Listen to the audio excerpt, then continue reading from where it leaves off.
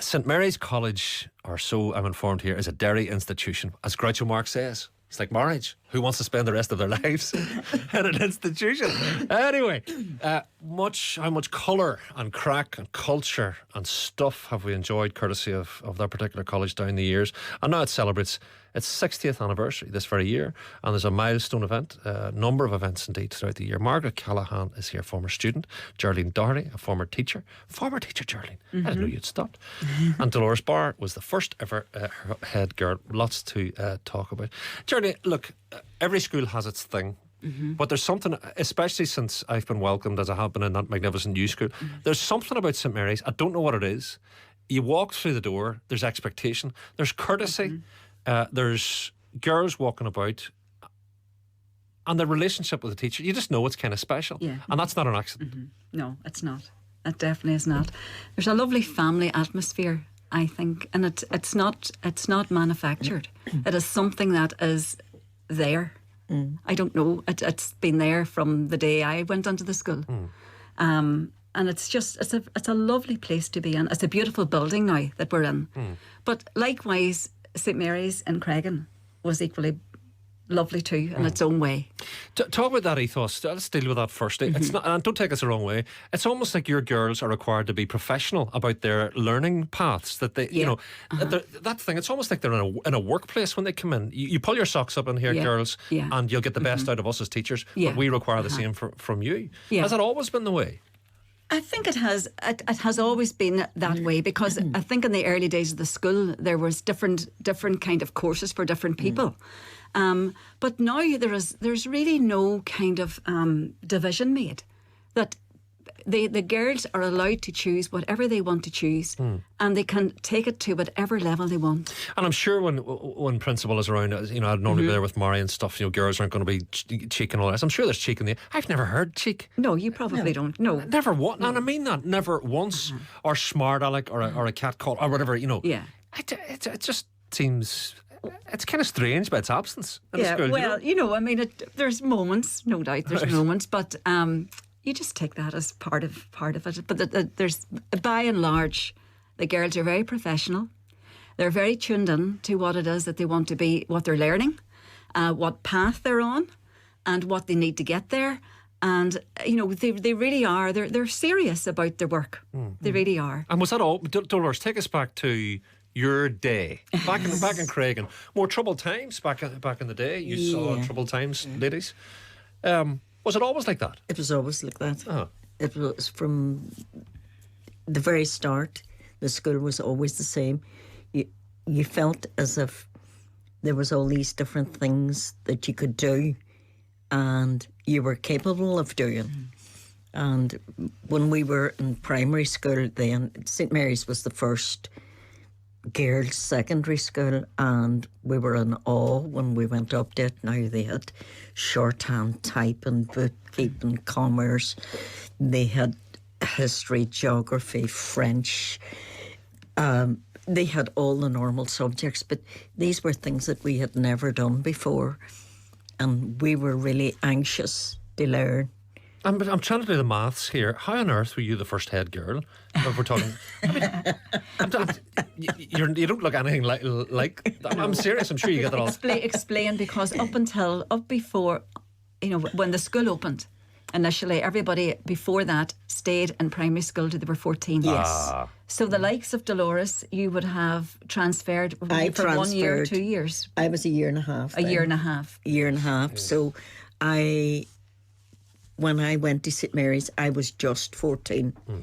And well, you've given it away now. I didn't. No, you see, now she's given away my age. I didn't give it away. Margaret, thanks for popping in as well. You're welcome. Fond memories. I imagine, when the schools, many of them were run by clergy and nuns and priests and all the rest. It was very different than a lot of the schools you see these days. And they took it very, very seriously, did they not? They did. But I found, I agree with Geraldine, there was this feeling about St Mary's from the very first day. And on the first day there was, I think, 888 girls all in an assembly room, and you were then the teacher was allocated to a class, and then you were called out individually and went with her to your class. But from the day I started St Mary's, I started first year in 1959 and went right through to fourth year in 1963. I don't know whether it was luck or what, but the class that I was in were the nicest bunch of girls. I'm still in touch with them. We lunch every month. And this is not nostalgia. It's not, and it's not looking at something back with rose-tinted glasses. I can't ever recall anger being in the class. But as Dolores says, we came from a primary school where you were sitting in one class all day with one teacher, and you got out maybe to the playground for 10 minutes to play. When you went to St Mary's, you got a timetable. There was all these different classes, different teachers. And it was just a completely different way of life. And an avenue to worlds ahead, ladies. Do you know what I mean? Craigin has had its challenges. You know, we know the socio-political stuff here, Margaret. That was tough. In a sense, St Mary's almost like the jewel on the hill. It was completely something new for the whole city, and for girls to be able to go and realise that there was more to life. You know, out there was different careers that you could go for, you know, things like that. Like, I found my whole time, I can say my 4 years in St Mary's was so happy. And you've kept a scrapbook. Yes. There's schools that I've been to in my life that I couldn't get out of quick enough, and they couldn't get me out quick enough. It's like, at some great times as well. I think we all do. But this is what a beautifully kept scrapbook. It's beautiful. It's the size of an LP. I need to explain what an LP is to our we know what it is. to our replenisher listeners. St Perpetua's form class 1960. Back row left to right, A. Houston, Marie Williams, Jacqueline Kirby. I mean, there'll be people listening going, listen to that there. Classes were pretty big, Mark. They would have been big. Weren't they? Yeah, but they were a lot smaller than they were in primary school. Oh, goodness, they were. Okay. Were you ever this young? Perhaps you can name them, and that's old pupils. People love this stuff. They absolutely love it. Secondary, intermediate schools, attendance register. 3A. Is this yours, Margaret? Yes. Were you good? Yes, I was a very good girl. Did you? I was excellent. How many days were you off of the class for you? And I was never the teacher's pet. You didn't want to take days, or you didn't You want enjoyed this? it? No. Geraldine, Yes. a certain mould was broken then in terms of the nuns running the show. Yeah. Geraldine arrives. Yes. Dame Geraldine. Dame Geraldine, yes. And transforms it absolutely lock, stock and barrel. I mean, I remember her. Yes. If there was something professional, a standard to be attained, our girls are going to win that. Yeah. If there's a business initiative, our girls are going to get into that. Yeah. It was almost like she just... Because she taught in St Mary's for quite a number of years herself. And then she went away off and did whatever else she did. She actually trained me in St Mary's in Belfast. So she went off to the teacher training college for a while as a tutor. And then she came back. And so she was very well grounded in what Craigin was and what it had, what it stood for and everything. And to be fair to her, when she came back then as principal, she did go for those kind of accolades, trophies and accolades, and get the school's name out there. And like really she took it all over the world. And worth bearing in mind that, you know, other schools maybe have, you know, selection. This is a state school. Yes. This is not silver spoon stuff, No. ladies. Do you know what I mean? Important to make that point. But I think it gave the girls at that time a real sense of, you know, I can do this. Yes. Like we're not to be put down. We can do, and we do. Oh, I've not got this wrong. Brona Gallagher. I Louise taught her. Gallagher. Louise Gallagher, I taught her. Yeah. Now nominated for the British Independent Film Awards as a producer. Their film is fabulous. And I mean, I seem to remember them talking. I mean, I know both girls away from this. Yeah. The sense that they had of being Derry girls, Yes, Derry that's right. educated girls. Something happens there. Definitely, you know? definitely. Latterly, then Murray takes up. Murray took over then after Margaret Geraldine was Callaghan. 19 years, and then Murray came on the scene then, and Murray has really transformed. You know, she helped when we moved from literally from one building to the other building. Yeah. And like Mary has been the principal of the new school. She's the Northland all this time, years. the Northland Road. Yes. And she did have a year or two in St Mary's first of all, but then she was the one that sort of overseen. And a science specialist. Yes. So then, you know, when you see Maeve Stillman on BBC television, Fabulous. correcting the minister, Correcting correcting who was it? The one of the presenters in the morning. Yeah.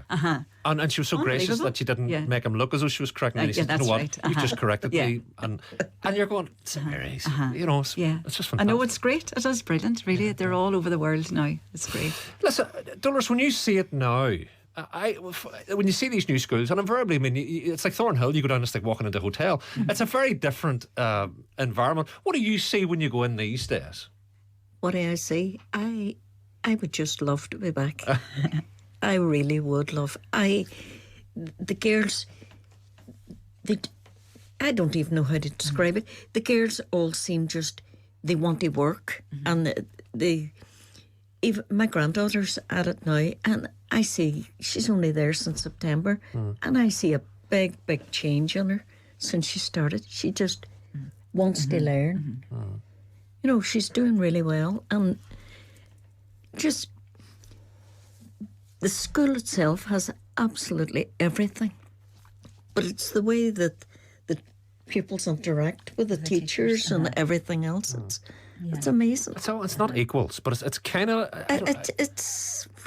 it's like that, Margaret. It's kind of like an equals, but you're not equals. You'll do what the teachers do, but you're all in together at it, really, in many ways. That's the R, and I find the teachers were always not just interested in your education, and I know your welfare and this at the moment, like your physical and mental health as well. I know when they go out the door in the afternoon, they're not. My daughter teaches in St. Mary's, so yes. So I know that ourselves and all our colleagues are very aware of what children have to go through in this day and age. You know, even when my daughter and Geraldine, when they were in school, it's a completely different ball game altogether, and they're aware of that. And they have things set up to. And do you like the new school? Well, do you like what you see? I think it's lovely. It's a beautiful school. It's a really beautiful building. I think if you work in, so it's like when we got these new studios. Do you know what I mean, Charlie? It's like just we kind of upped our game. Yes, that's right. You definitely. I want to drive this. You know, this car kind of thing. Very good. Right, 60 years. The nuns, ladies. Yes. You'll all have reflections on the one onliner goes. Margaret, thumbs up. Yes. Yes. Somebody said, look, talk about the nuns. She says, I'm asking for a friend.